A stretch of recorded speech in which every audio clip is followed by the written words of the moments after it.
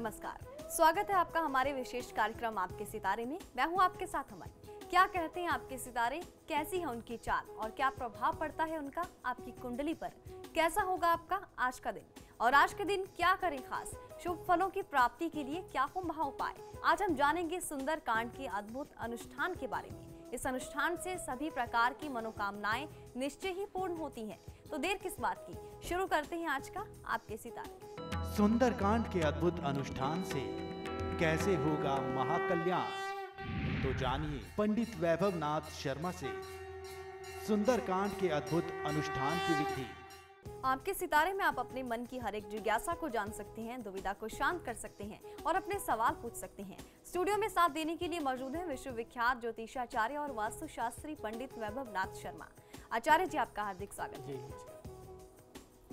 तो यदि आप अपनी कुंडली के ग्रह नक्षत्र से परेशान हैं या कार्य, व्यापार, परिवार की चिंता कर रही है आपको परेशान, तो आप हमें कॉल कर सकते हैं। हमारे नंबर्स लगातार आपकी टीवी स्क्रीन पर फ्लैश किए जाएंगे। आप हमसे सीधी बात कर सकते हैं। हमारा टोल फ्री नंबर है 18001026-303। आप इस नंबर पर मुफ्त में कॉल करें। इसके अलावा आप हमें हमारे लैंडलाइन नंबर्स 012046463332 और 012046463327 पर भी कॉल करके हमसे सीधी बात कर सकते हैं। तो आइए सबसे पहले जानते हैं आज का पंचांग। जी, आज का पंचांग इस प्रकार है। विक्रम संवत 2070, मास चल रहा है वैशाख और वैशाख मास के शुक्ल पक्ष की आज अष्टमी तिथि है। शनिवार का दिन है। नक्षत्र है मघा, योग है ध्रुव और करण है विष्टि। चलिए अब बात करते हैं 12 राशियों की, कैसा रहेगा उनका आज का दिन। सबसे पहले जानते हैं मेष राशि वालों के लिए क्या रहेगा आज खास। मेष राशि वाले जातक लोगों के लिए आज कुछ ऐसे खर्च होंगे जिन पर आपका नियंत्रण नहीं होगा, तो आज अपने खर्चों को थोड़ा ध्यान से करने की आवश्यकता है। आज दिन में कुछ ऐसी परेशानी वाला वातावरण भी बन सकता है जिससे आपको बहुत ज़्यादा आर्थिक क्षति की स्थिति आ जाए और उसके साथ साथ पत्नी व पिता के स्वास्थ्य को लेकर के भी चिंता बनी रह सकती है। किसी आचार्य, योग्य आचार्य, कर्मकांडी ब्राह्मण का आशीर्वाद लेना, चरण स्पर्श करना, उनको कुछ दान दक्षिणा देना आज आपको आपके कष्टों से थोड़ा सुरक्षित कर सकता है। आज आपको ध्यान ये भी रखना है कि घर में धातु का कोई जंग लगा धारदार सामान ना हो जिसको आप स्वयं प्रयोग करें, अन्यथा ये आपके लिए घातक हो सकता है। चलिए अब जानते हैं वृषभ राशि वालों के लिए आज क्या कुछ रहेगा खास। वृषभ राशि वाले जातक लोगों के लिए घर में कलह का वातावरण बन सकता है जिसके फलस्वरूप क्रोध अत्यंत तीव्र हो जाएगा। आपका स्वभाव में कड़वाहट की स्थिति होगी और आप न चाहते हुए भी किसी वाद विवाद में फंस जाएंगे। तो आज अपने घर के वातावरण को ठीक करने की आवश्यकता और अपने व्यवहार को सौम्य बनाए रखने की सबसे ज्यादा अनिवार्य है। आज की तिथि को शुभ बनाने के लिए ओम नारायणाय सूर्य सिंहासनाय नमः मंत्र का आपको 108 बार जाप कर लेना चाहिए और आज की तिथि में मांसाहार के सेवन से आपको बचना है। चलिए अब जानते हैं मिथुन राशि वालों के लिए कैसा रहेगा उनका आज का दिन।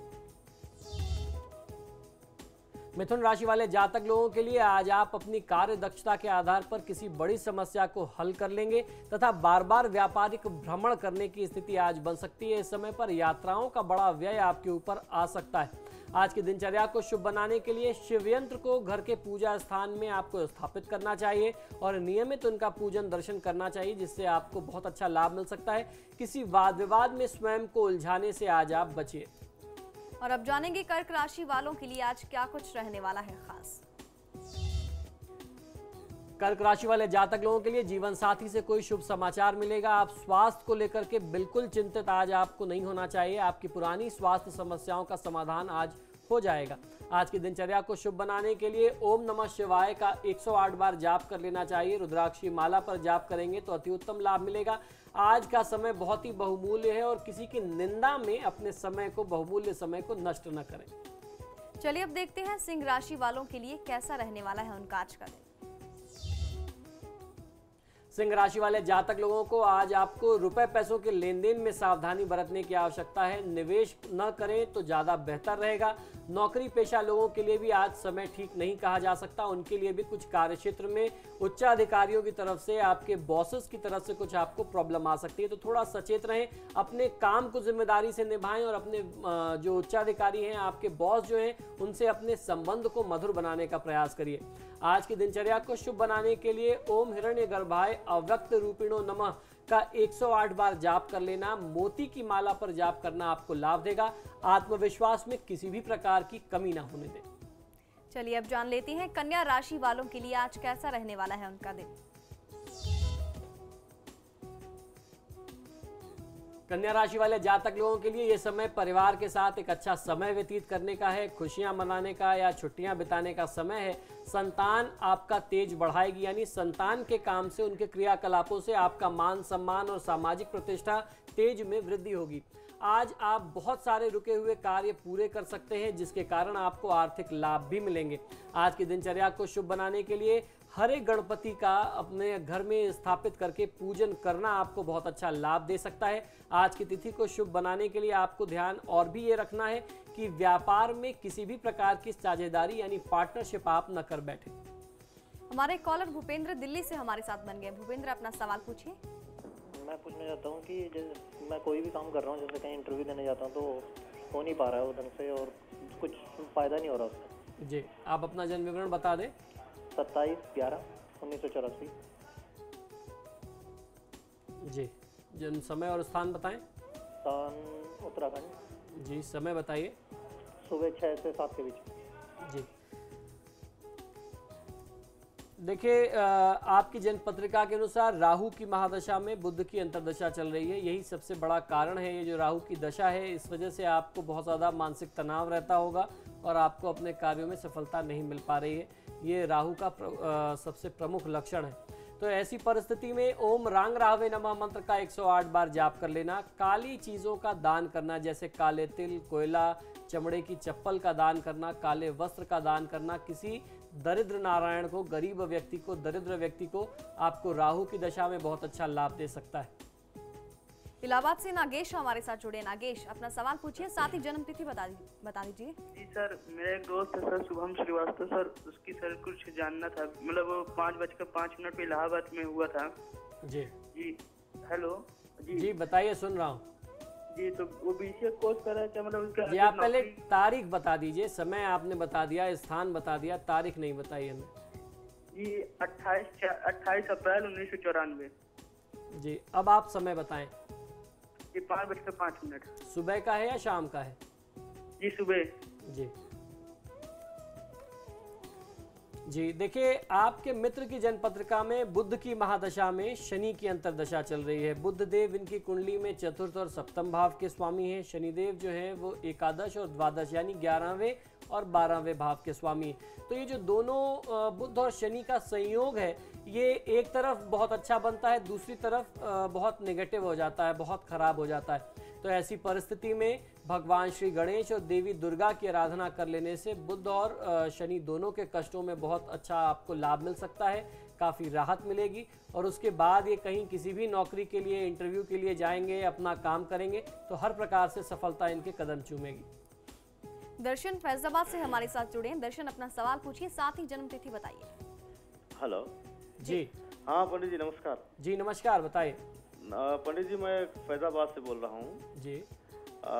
मेरी जन्म तिथि है 27 अक्टूबर 1971। जी। सुबह 5 बजे। जी। दिन है सोमवार। जी। पंडित जी मैं ये जानना चाह रहा था जी कि मेरी शादी कब तक होगी। जी, देखिए आपकी जन्म पत्रिका के अनुसार वर्तमान समय में बृहस्पति की महादशा में बुध की अंतर्दशा चल रही है और किसी भी जातक की कुंडली में कुछ ऐसे लक्षण, ऐसे योग होते हैं वो जो हमेशा ग्रहों के साथ समय समय पर आते रहते हैं।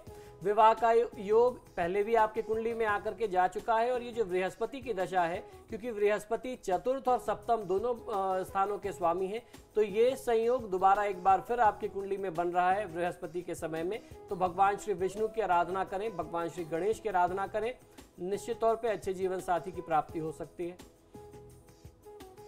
नोएडा से मानवी हमारे साथ जुड़ गई। मानवी, अपना सवाल पूछिए।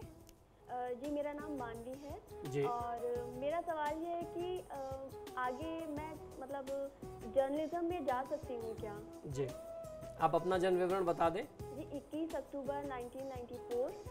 जी। जो समय है वो है रात के 10:15। जी। और जन्म स्थान है मेरा नोएडा। जी, देखिए मानवीय, आपकी जन्म पत्रिका के अनुसार मंगल की महादशा में शनि की अंतर्दशा है और आपकी कुंडली में कर्म भाव जो है वह बृहस्पति का है। जैसा आपने प्रश्न किया कि आप जर्नलिज्म के क्षेत्र में जा सकती हैं कि नहीं, तो बृहस्पति का जो कर्म भाव है और बृहस्पति का संयोग बहुत अच्छा बन रहा है। बृहस्पति देव जो है वह पंचम भाव में बैठे हुए हैं दशम के स्वामी होकर के, तो ये संयोग बहुत अच्छा है।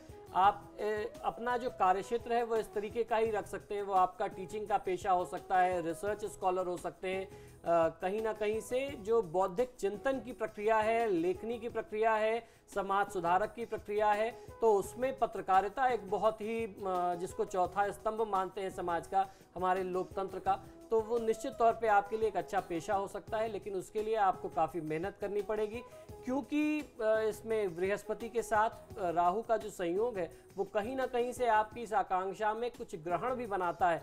तो ऐसी परिस्थिति में आपको भगवान श्री विष्णु की आराधना करनी है। राहु के लिए आप बुधवार के दिन गाय को अपने हाथ से हरा चारा खिलाएं तो निश्चित सफलता मिलेगी। फिलहाल रुकेंगे एक छोटे से ब्रेक के लिए और ब्रेक के बाद जानेंगे बाकी राशियों का हाल।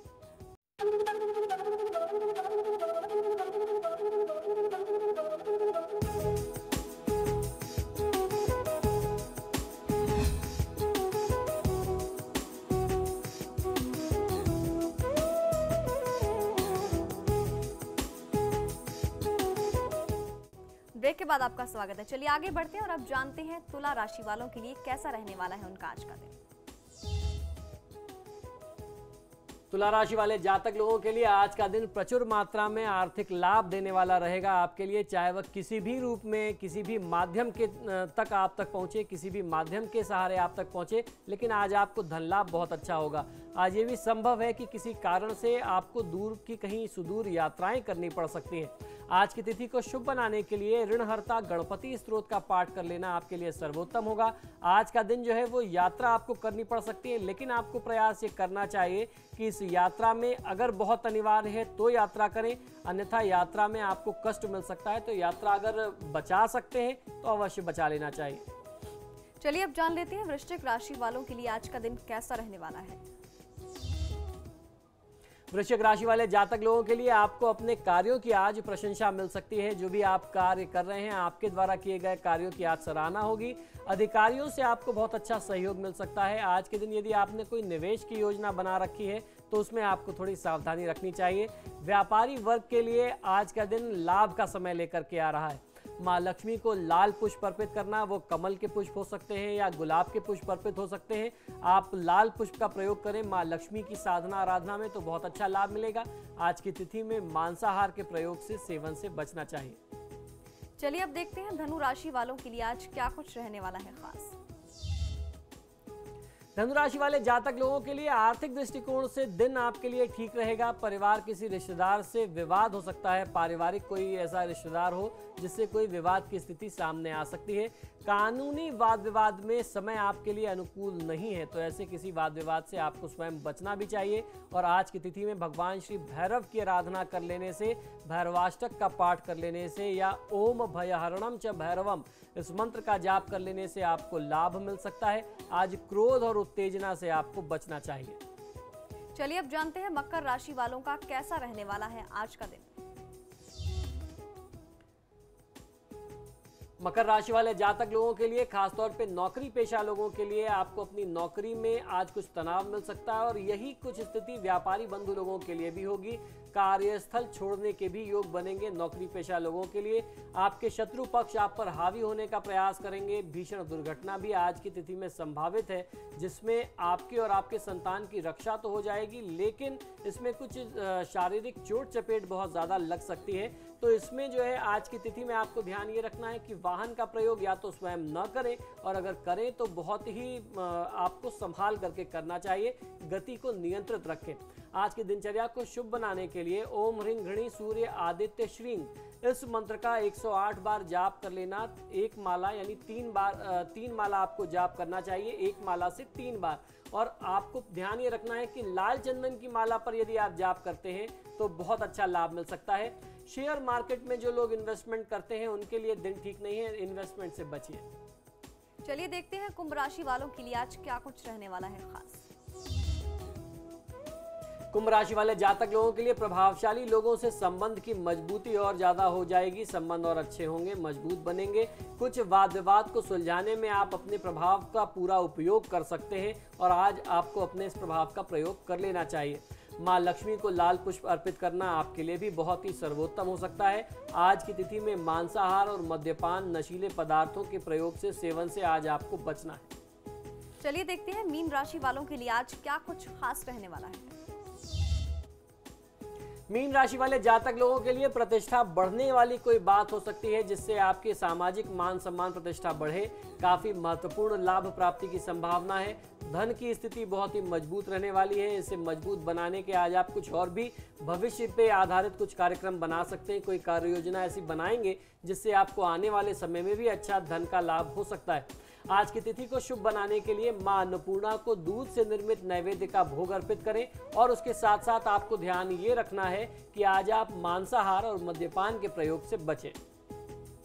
हमारे एक कॉलर हमारे साथ जुड़ गए हैं, देवेंद्र अपनी बात कहिए। हाँ जी जी नमस्कार। जी नमस्कार, बताइए। जी मेरी डेट ऑफ बर्थ है 19 जुलाई 1993। जी जी मैं जन्म स्थान है टिहरी गढ़वाल उत्तराखंड। जी समय बता दे। जन्म समय रात 2:30 बजे। जी मैं पूछना चाहता हूँ कि मेरा मन बहुत शांत रहता है। जी देखिए, आपकी जन्म पत्रिका के अनुसार शनि की महादशा में शुक्र की अंतर्दशा है। यूँ तो ये समय जो है आपके लिए बहुत अच्छा समय है। शनि की स्थिति बहुत अच्छी है, भाग्य और कर्म भाव के स्वामी है।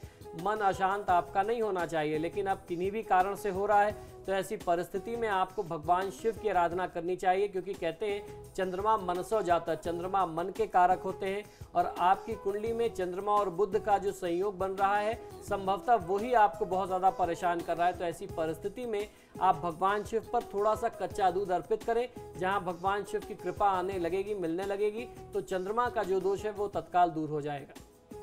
और अब जानते हैं क्या है आज का महा उपाय।